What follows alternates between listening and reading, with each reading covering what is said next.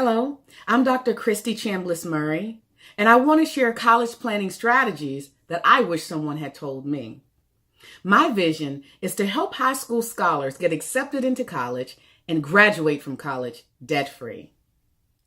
If you or your organization is involved with helping high school scholars with college planning efforts, I want to help you navigate through the process. I want to share the top 10 assumptions not to make when helping high school scholars with college planning efforts. Don't assume that only high school scholars with high grade point averages and high test scores get accepted into college and find adequate funding. In fact, students at various academic levels can get accepted and find money to pay for college. One of the best ways to help high school scholars who might have average or slightly below average grades is to help them to do research on the various colleges and their admissions requirements so that they can best align their efforts to find funding and to get accepted into schools that meet their academic performance eligibility. According to the National Center for Education Statistics, in 2016, only 41% of young adults aging from ages 18 to 24 years of age were actually enrolled in college.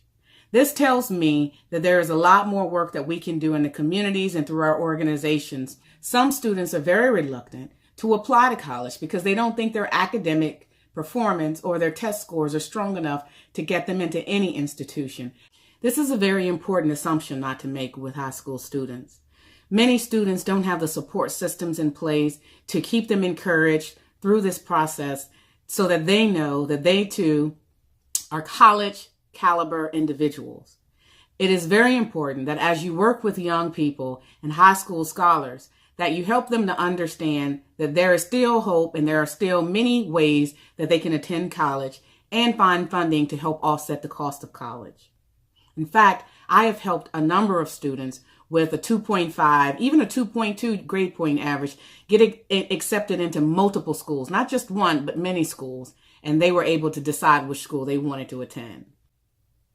I highly recommend that you and your organization continue to reach out to young adults within your community so that they understand that they have a support system, that they are college material, and that they are just one or two steps away from being admitted and enrolled in college. Don't make the assumption that all parents and guardians understand how to help high school scholars and youth get accepted into college. Many parents and guardians struggle with either too much information being available online or not enough information. Either way, it can be an extremely overwhelming process for many. You can help them by providing streamlined resources and information to help with their college planning efforts. You can also help by linking them up with funding and financial aid and scholarship information that will help them to understand how they may be able to offset the cost of college and hopefully have their youth attend college and graduate debt-free. Don't assume that school officials and administrators have sufficient resources and time to help all high school students who plan and wish to go to college. There are some schools who have a lot of resources and they have many programs in place to help the majority of their students. And then there are other schools who struggle. There are school counselors who have multiple roles that they play and they may experience difficulties helping their high school seniors fully understand what it takes to get through the entire college application process.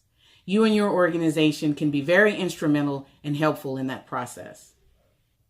Many school officials have multiple responsibilities, and it may be difficult for the schools to help all the students that need help.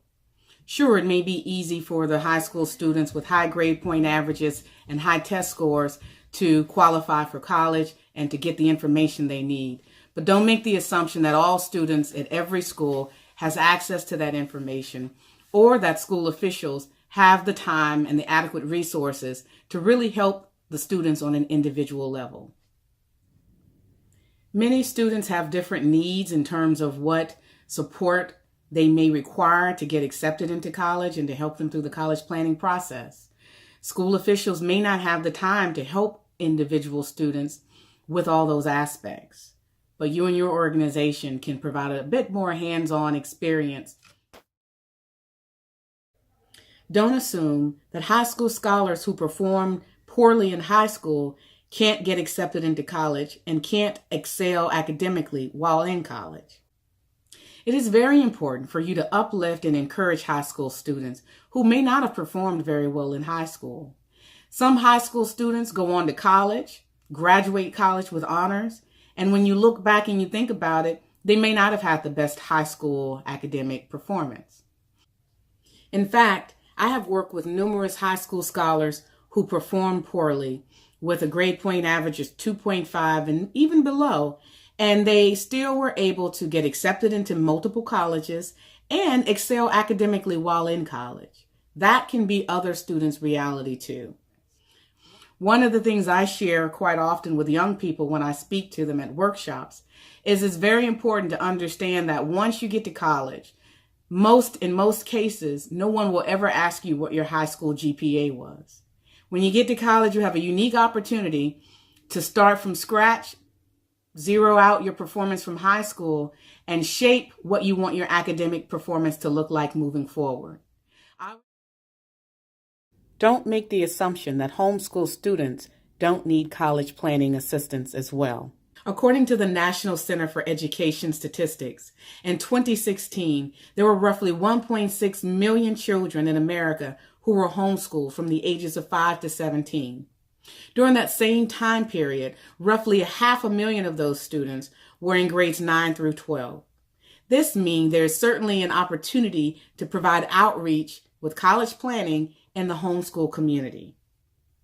If you or your organization has efforts around college planning and helping students get to college, I would encourage you to reach out and make sure that your current programs and scholarship efforts and funding efforts include students who may be homeschooled.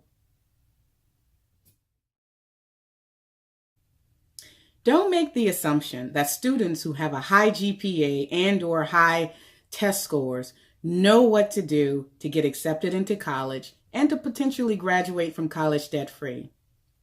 From my experience, many students, even those with high grade point averages, may struggle with understanding how to apply, working through the college application process, and may have difficulty finding funding to get to college. I have met and worked with several high school scholars with 3.5 GPAs and higher who still struggled to get accepted into college because they felt discouraged that they wouldn't be able to pay for it, and they experienced quite a bit of difficulty funding their college education. There's money out there, and one of the things you and your organization can do is to help connect students with scholarship opportunities. It is my belief that any high school scholar with a 3.0 or greater should not have to pay to go to college. There are many resources and many scholarships that are out there that are targeted towards merit-based academic performance. If you encounter students with a 3.0 or higher, please encourage them to continue to apply to colleges and look for funding so that they can help offset the cost of college tuition and possibly attend college and graduate debt-free. Don't assume that student athletes in your community fully understands the NCAA eligibility requirements for those students who plan to play collegiate sports. NCAA stands for the National Collegiate Athletic Association. There are a number of requirements that student athletes must meet if they plan to play sports on a collegiate level. Many student athletes may not understand that they must be certified through the NCAA Eligibility Center in order to compete at Division I and Division II colleges. In addition, NCAA has certain eligibility requirements, core courses that have to be taken, and they have requirements around test scores, all as a part of what it takes to become fully eligible to play collegiate sports. That is why it is important that you and your organization understand the fundamentals and be able to share that information with high school student athletes. In addition, Student athletes who wish to play collegiate sports may have a great opportunity to A, become eligible to play, and B, also find funding and other scholarship information that will help them in their matriculation. Student athletes may have a unique opportunity to not just meet the eligibility to play collegiate sports, but they might also have an opportunity to find funding and scholarships to help offset the cost of college. It's very important to be able to understand some of the fundamentals and basics to help them through that process.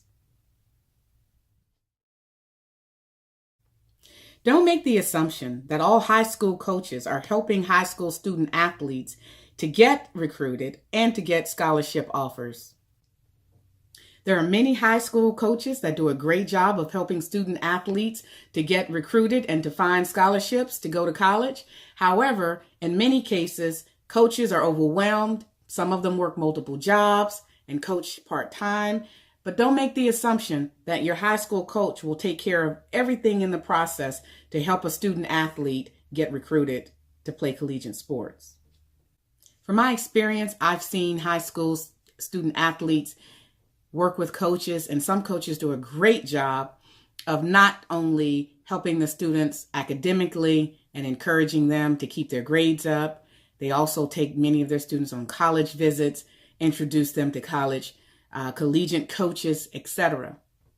And then there are others who may not have the time, resources, or capacity to do such an extensive job with those efforts.